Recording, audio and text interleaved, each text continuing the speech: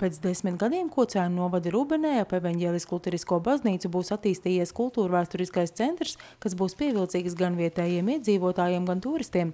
Šāda vīzija ir baznīcas draudzei, kas noslēdza nodoma protokolu ar pašvaldību, Vidzemes augstskolu un Lutera akadēmiju par savstarpēju sadarbību šī mērķa sasniegšanai. Jūs redzat, daudz kas nefunkcionē, daudz kas strādā tikai tāpēc, ka gan te novada sociālā mājā, mūsu mājā, tāpēc, ka tur kāds dzīvoja, tur kaut kas tur palika, bet mēs vēlamies, ka tas ir organizēti, vadīts, sakopts, skaists, pievilcīgs, funkcionējošs, draudzē kalpo cilvēkiem. Rubene ir vieta, kurā 13. gadsimta sākumā izveidojās viena no senākajām Latvijas kristīgajām draudzēm. Tās dibinātājs ir Livonijas Intriķa kronikas autors, un arī šodien teritorija ap Dievnamu glabā bagātu kultūras un mākslas mantojumu. Lai to sakārtotu, draudze izlēmusi iesaistīt plašāku sabiedrību, un kā vērtē mācītājs, jāsāk tikai strādāt, un tad redzēs, kurš šeit darba aizvedīs. Ir ļoti daudz labas izpētes šeit bijuši, bet varbūt, ka atklāsies vēl kaut kas, un šī vieta ir tāda, kas pelna būt, es teiktu, vismaz Rubenes centrs, ja nevar būt plašāk, jo te ārkārtīgi biezs kultūras slānis. Mācītājs arī stāsta, pagaidām grūti spriest, cik daudz un dažādu speciālistu vajadzēs piesaistīt. Jebkuru soli šeit sperot, te būs jātaisa izpēti.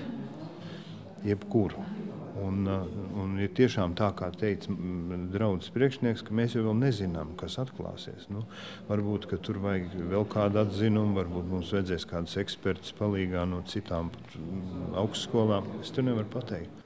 Vidzemes augstskolas rektors vērtē, studentiem šeit pavērsies plašs darba lauks. Studentu gala darbi tiks izstrādāt, studentu prakses, tās ir lietas, kur praktiski studenti varēs risināt kaut kādas praktiskas lietas un problēmas, un tādā veidā arī palīdzēt virzīt šo projektu. Mēs esam faktiski tādā rīkojuma līmenī pateikuši, ka mēs vairs nevirzam nevienu studentu izpētes darbu, kas nav saistīts ar kaut kādu tieši praktisko pielietojumu. Tā kā tīri teorētisks darbs, protams, katrā darbā ir jābūt tam teorētiskam pamatojumam, bet arī pašā laikā viņam ir jābūt saistītam ar kādu konkrētu problēmu, ar kādu ļoti konkrētu risinājumu. Lai students, kad viņš dodās šajā savā darba vidē pēc augstskolas beigšanas, jau jūtās faktiski, lai viņam nav kaut kāds pārāvuma posms. Tā kā, tas ir tas, ko mēs mēģinām darīt, un mūsuprāt šis projekts ļoti labi palīdzēs to izdarīt. Tāpat arī Lutera akadēmijā priecājas par Rubenes draudzes aicinājumu iesaistīties šajā darbā, jo iespējams tas ļaus attīstīt pat jaunu studiju virzienu, gatavot profesionāļus, kas prastu vadīt projektus kultūra vēsturisku objektu atjaunošanai.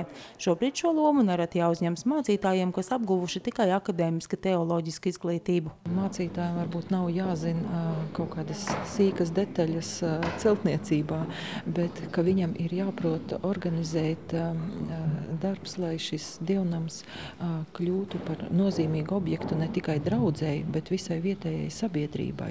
Un tā ir pilnīgi cita pieeja un domāšana, kas ir nepieciešama vietējās draudzes mācītājiem, ka viņš prastu veidot komunikācijas sadarbību ar vietējo pašvaldību, ar cilvēkiem, rastu veidu, kā tos cilvēkus uzrunāt, piesaistīt. Protams, mērķu īstenošanai ir nepieciešama arī finanšu līdzekļi. Pašvaldībā atzīst, jāmeklē dažādas projektu iespējas, jo iecer šo vietu attīstīt noteikti jārealizē.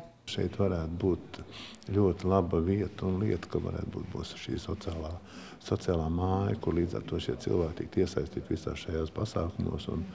Un es esmu dzirdējis, ka tādas vietas jau darbojas daudz vietu pasaulē, un iepazīstoties ar to pieredzi, domāju, ka mēs varētu šīs lietas pārņemt. Ir runa par to nepabeigto māju, ja par to pašvaldības īpašumu? Te varētu būt tā rokā tāda, ka mēs šos īpašumus varētu abas divas sakārtot, un šī vēsturiskā māja, kas ir pašvaldības īpašums, varētu kalpot kā kāds informācijas centrs, kā, neteiksim, kā muzejs, bet kā tieši šīs vēstures glabātājs, jo arī šai mājai ir savu vēsturi. Bet šī draudzes māja, kas ir domāta kā dievnama māja, tā varētu būt kalpot kā pašvaldībai sociālā māja, jo viņa ir būvēta jau padomu laika beigās, līdz ar to viņiem vairāk atbilstoši tādām lietām. Taču pagaidām kā viens no pirmajiem pavasarī veicamajiem darbiem būs padarīt blakus baznīcai esošās ēkas fasādi pievilcīgāku, iespējams logos tiks ievietoti mākslas skolas audzēkņu zīmējumi.